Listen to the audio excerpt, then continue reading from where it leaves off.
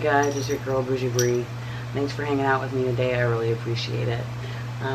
So I'm now getting into the whole tag situation. Oh god, I think they're so fun. And I know that nobody is tagging me. That's fine. I'm okay with it. I'll live another day. But I wanted to do another Get Ready With Me, which I really like doing Get Ready With Me. It's just a way for me to say what's on my mind, because I don't care. And yeah, so the one that I'm gonna do, and I don't have my specs on, but I'm gonna do my best to read, is the Evaluating My Eyeshadow Palette tag. And this is created by Rachel Stephanie, and there are 8 questions. So I'm gonna get ready while we do that. Now I am a dumbass, and I rearranged some stuff, so we gotta improvise. Today we're gonna be using the Dr. Brandt's Pour No More, which is one of my favorite. We're almost done with this one. And then I'm gonna follow it with another one. Hope it doesn't pill, but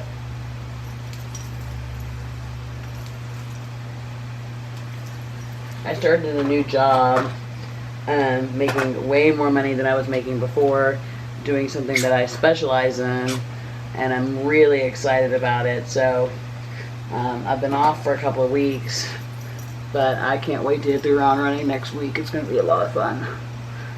It's nothing like having a job and being successful at it and getting compensated well for it, you know. So, and then I used just now the Fig and Row Soft Focus Pour Perfect. That's what I just used right now on top of it.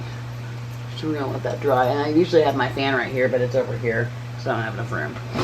Okay, so let's see what the first question is. What was your first eyeshadow palette? Now, I can answer this several ways. I've got to get some, not mascara. What was it called? What was that stuff called?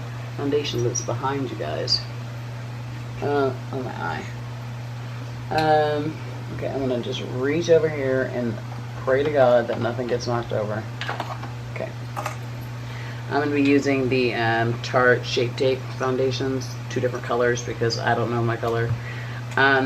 So if we're talking about my first ever eyeshadow palette that I ever got, ever in life, we're either talking about the Comfort Zone, or we're talking about not Sweet as Candy, Walking on Eggshells.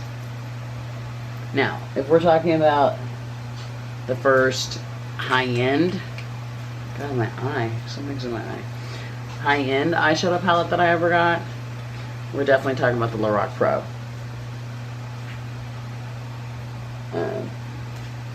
I still own both. I have new versions of them, of course. I have 2 or 3 backups of the Comfort Zone. I love that damn thing so much. And I have 1 backup of the Walking on Eggshells original formula. The new formula, it sucks. So, I'm going to use my Tarte foundation brush.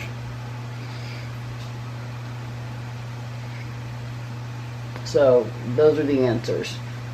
Comfort Zone, Walking on Eggshells, the Lorac Pro 1. Those are the first ones, depending on what kind of makeup you're talking about. Okay, now, which palette do you use the most? Okay, that's a great question. I don't use any palette the most because I have so many. I use one palette consistently because it's my palette for the year, and I use the Queen of Hearts. It's my palette, or make some progress on this palette. And I've done pretty good. I have pan in 1 shade right here. I love this palette. I try to use it on Sundays.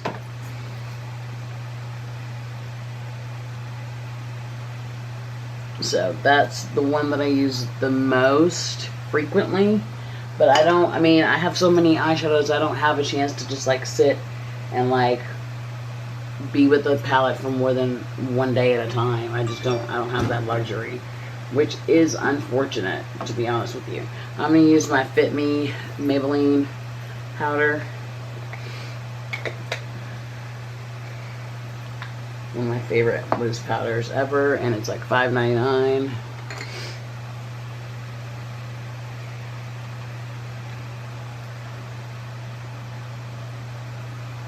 I don't know what it looks like on camera because I can't see, but it doesn't look like, if it looks really yellow and looks really light, it doesn't look like that way. Yeah, it does, but it'll work out. I say that all the time when I'm telling my friends when I'm doing my makeup on Marco Polo with them. I'm like, don't worry about it, it's gonna work out. It's gonna all work out. It looks really, really light, but I'm gonna work it. It's gonna work out. So don't be over there freaking out. Okay, the next question is, if you had to get rid of one right now, which palette would you choose and why? Ooh. One right now.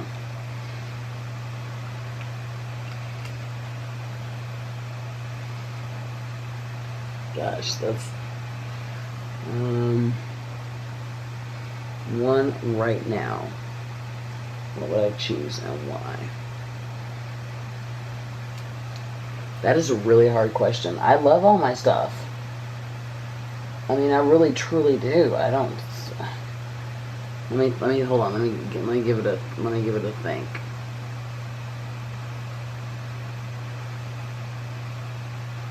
Probably something from Urban Decay, I'm guessing. I can't really. Hold on. Let me look.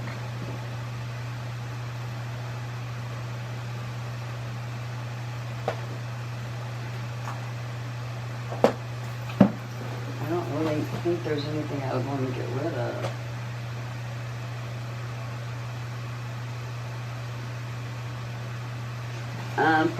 Probably the Sweet Peach palette from Too Faced. I've tried like hell to love that palette. I have purchased it 3 times. I just don't like it. This is my last go around trying to make it work, but I just don't like it. So the Sweet Peach palette from Too Faced. What else? The Kristen Leanne palette irritates the shit out of me. I don't know why I still have that palette.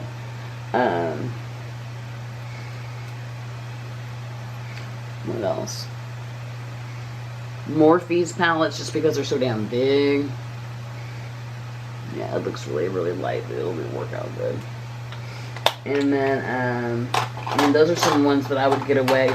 But I still love them. I still, like, even though my collection is massive, this is a curated collection. This is a collection that took 3 years to build. I selected exactly what I wanted. I selected a lot. But this is what I want in my collection, and I don't want anything different. If I wanted different, then I'd have different. So I don't know. That's a hard question to ask, but a very good question nonetheless. Okay, next question. Do you have a deep emotional connection with any of your palettes? Which one and why? Definitely with my Lorac Pro, but I already passed it along to somebody because I didn't want to be that person that had like an emotional connection with their makeup. Like, no. I'm not trying to be all that crazy. Not to say that other people are crazy that do that. They are. But I didn't want to be that way. Trying to think if there's anything I have a deep emotional connection to. Oh, I do. I actually have one palette. So, if you've been watching this channel a little while, you may have known that my mother passed away in October of last year. She was my everything.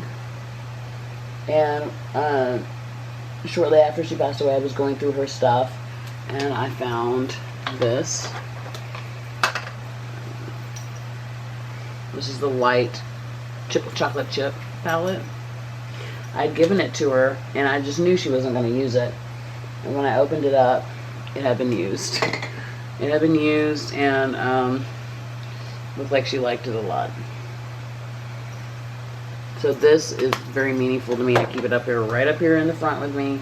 So that's probably the one that has the most emotional meaning for me. So, good question. The dog is barking at somebody. Okay, can you please tell me why I was outside walking my dog, and this Rottweiler rolls up on us without a leash, and his owner is like, "Oh, he's a sweetheart." I don't know that. I don't know that your dog's a sweetheart. I have no fucking clue. Come get your goddamn dog. I was pissed. Like, she was just nonchalantly walking up. Ugh. Sorry. Which palette was the biggest waste of money? Biggest waste of money. Any holiday palette from Too Faced that I bought full price was a waste of money. Oh, the Sephora Editorial 2.0. Huge waste of money.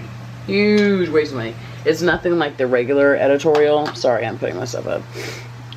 It's a piece of shit, and I hate it. And I'm trying to sell it, but nobody wants to buy it because everybody knows it's a piece of shit. So, yeah, that was a waste of money. Let's see. Which palette was the biggest surprise to you? E.g., that you ended up loving more than you expected or not liking as much as you expected. The Venus XL from Line Crime. I'm using the Sinful Eyes from Makeup Addiction Cosmetics. I did not realize that I was going to like that palette as much as I did, as well as the 25C from Morphe. They're just purple and pink toned palettes, and the Lime Crime formula is very interesting. It's very densely packed. Sometimes it's hard to pull pigment, and looks like they might be getting hard pan. It's a formula that you have to be like willing to work with, but when you do, the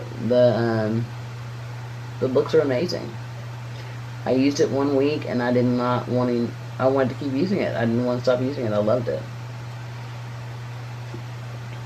So I'm going to go for kind of a neutral look today,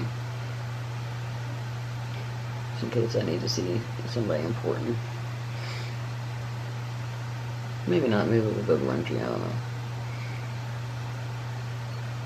So what I did is I did Naked Lunch, and then I did Wildfire.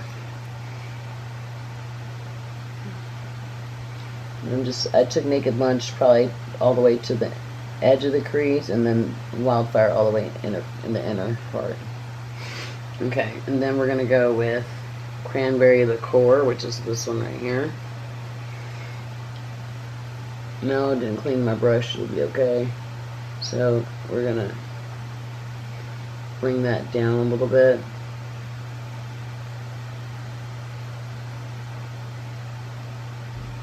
Just like right here, and then bring it down like that.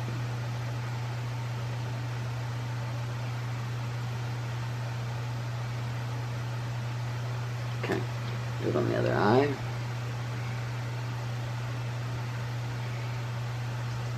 Okay, let me look at the next question. Do you have a palette you never reach for? Which one? Why? Okay, if I don't reach for a palette, it's not because I'm doing it purposely or intentionally. It's basically because I just haven't gotten to it yet. Because I have so much stuff. Ones that I don't reach for, like I would say intentionally, are my Vice palettes. Just because those are kind of collectors. I have all of them, and I just got the last one that I was waiting on to find at a reasonable price. The girl was basically giving it away. Brand new in the box. I have the best luck on Mercari. She's a lid. So, let me see what I want to do here. Is that a gray or a green? Ooh, that's pretty. So I'm going to go a little bit more here.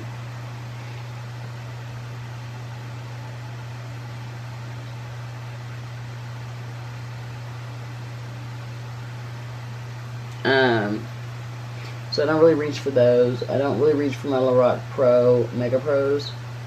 And I don't know why. I think it's because when I first started this whole makeup journey, my aesthetic was much different. And I don't really rock with neutrals too much. And if I do, they're in a palette with a lot of color.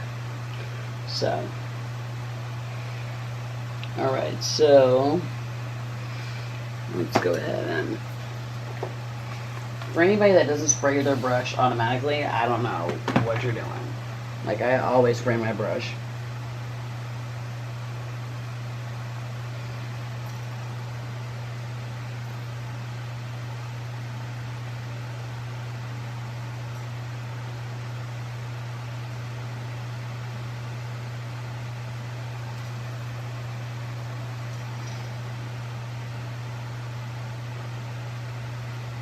Sorry, I always have problems talking while I'm doing my lid.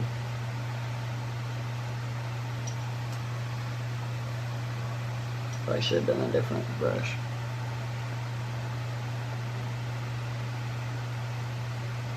There's that.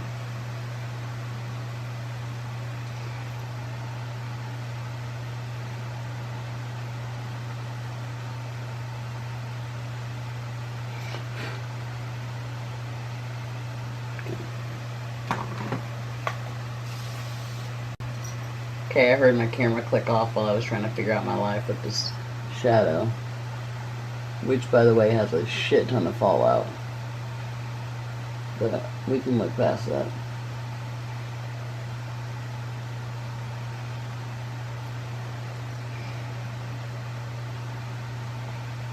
Okay.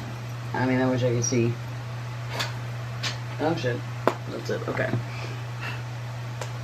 Oh my god, okay, so I already told you guys that I'm a cleaner. Like, I can't have my life in disarray. I have to clean. So, if you give me 2 seconds to clean my brush. Okay, there's that over there. And let me just grab a towel. I just cleaned this too. I just washed this yesterday. This little, I have like a, one of those big, huge, giant mouse pads on my desk. Okay, so anyway, the next question, and I think the last question. Do you have any palettes where you love all the shades? Ooh. You know what I'm gonna say, right? If you watch me, you know what I'm about to say, right?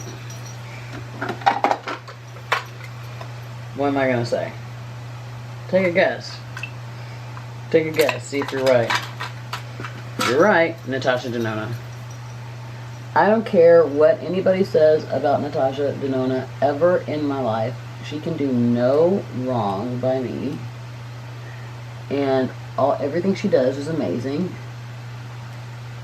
I own all of her eyeshadow palettes, including the one that just came out, the coral one. I just got that yesterday. I just love all her different formulas. I love the way she puts things together. And I'm in love with that brand.